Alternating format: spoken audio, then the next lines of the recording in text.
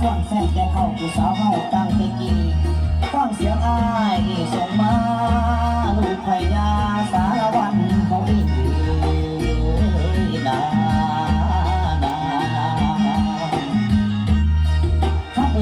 ขอมาเล่นเสียงที่ห้องเป็นคำร้องจังหวะเก่าอีกกะลักตั้งแต่เข้าบ่หันคำสื่อต่อมานา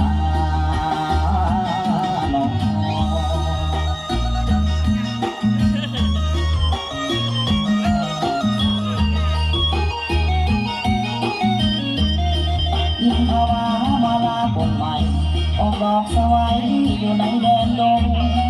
เสียงลำของอ้อยมันคงเอาสายตาส่งเพื่อความสัมพันธ์คู่นั้นเหมาะสมกันดีคู่นี้ก็มาตั้งหานมาเป็นสาวสารวัตรทางแม่จำควันแสนแล้วไอ้ก็ฝากทำคนตาอยากเป็นเคยลาที่ได้บ่น้องถ้าจะจงจะเฝ้ามาขอได้เป็นเคยขอมาขายสร้างแลกกระพอ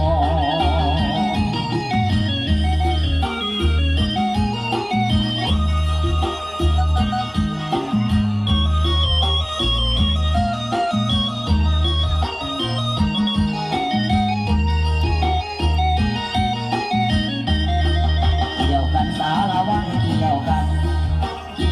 สารวัตรเกี่ยวกันไอ้นี่หักมันลูกสาวผมมาดำไอ้นี่หักมันลูกสาวผมมาดำโอ้ยนะ